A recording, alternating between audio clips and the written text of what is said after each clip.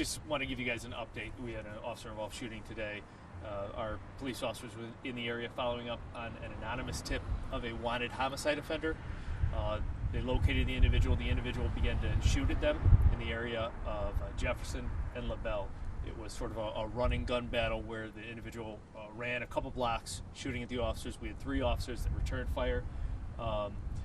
The man fell in the area 1400 block of Cass. He is deceased.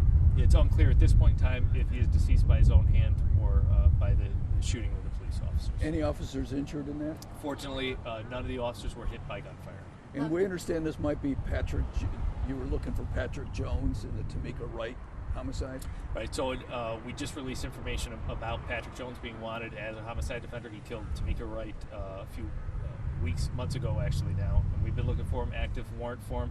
We're not naming this individual at this time, but I will say we did appreciate all the coverage that the media did provide in getting his name and his image out there to get some anonymous tips. But that's who you were searching for when this gun exactly battle happened. Right, that's correct. Okay, any idea how many shots he fired?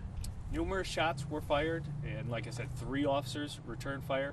We have an extremely long crime scene, over 2 blocks, so we have shell casings, we have spent ammunition, and we don't have a round count at this point in time.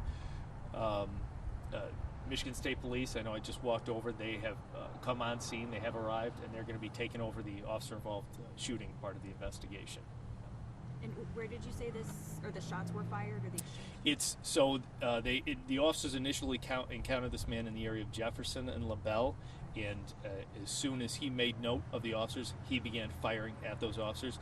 That firing did not stop until the 1400 block of Cass, so it was a very long running gun battle. So was he in a house? Was he in a car? Did you spot him on the street? How did that When happen? the officers encountered him, they encountered him in the alley, I believe. Yeah, so I think, and this is all preliminary, I believe he had come out of a house that we had information on, and he made note of the officers, and that's when this started. Was he on a bike? That I don't know. I was down at the crime scene. I saw the area. I did not see a bike.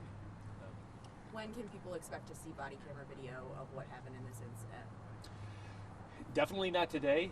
I know in the past we've been able to do it in one day. I'm hopeful that talking to the Michigan State Police that they'll be okay with. It seems pretty cut and dry, so it would be nice to assemble this video and hopefully get it out tomorrow afternoon if logistically we can do it. But now we're not talking just one camera, we're talking at least 3 cameras of the officers. So, but I'll just say for commitment for me as soon as possible. Are you thinking it's self-inflicted? Are you thinking that's a possibility? I'm thinking that's a real possibility, but until more of the information plays out with the investigation, I won't know for sure. Well, what makes you think that? I mean, did some of your officers see him put the gun to himself? What makes you think that? The preliminary and this is, keep in mind, this is 1400 block of Cass. It's a residential street.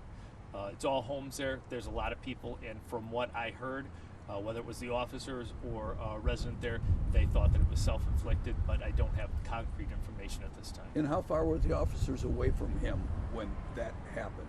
Do you know? That's a good question that I don't know the answer to. You know what type of weapon the deceased was using to Yeah, fire? I did see the gun on the scene. It looked to me like a semi-automatic 9mm. And so just for clarification, you received a tip through, was it like Silent Observer? Exactly right, Okay. yeah. Silent Observer tip on a wanted homicide offender. And that was Patrick Jones, and that's why you were there.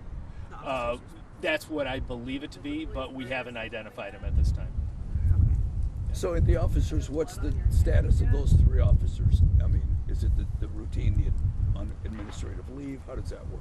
That's correct, yeah. So those officers will be on administrative leave as the investigation plays out. And the state police will conduct that investigation? That is correct. Okay, all right. Were any homes struck or anything like that? The officers' squad car was struck numerous times, I saw. There were so many shots fired by this individual that there's a real chance that there were residences struck as well. And so I do have officers that are doing a full canvass of the area to make sure that there's no other bystanders which were hit also. Okay. And were the officers like taking cover behind the? I'm vehicle at some point? sure they were. I haven't talked to the officers yet. And we're going to let MSP do that initially as well, so we'll get that information, but I don't know the logistics of how it all went down. And how many officers responded to the tip?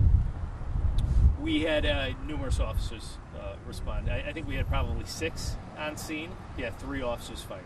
And was this part of a team that's looking for, wanted Yeah, suspects? a fugitive team. That's right. That is Okay. correct. Fugitive Task Force, is that the That's a good name for it. There's an acronym for it. I think it's the Great Team, Grand Rapids, and I can't remember the Okay, rest, but it's all a right. task force in conjunction with the U.S. Marshals.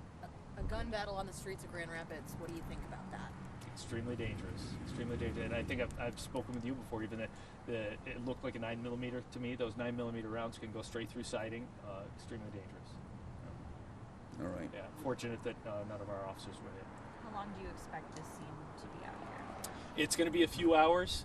It's a huge scene, and we want to make sure we get it right, and we want to make sure we do everything that the Michigan State Police wants as well to their specifications, so it's going to be a few hours. And there was a school closed, a nearby school, from what I understand.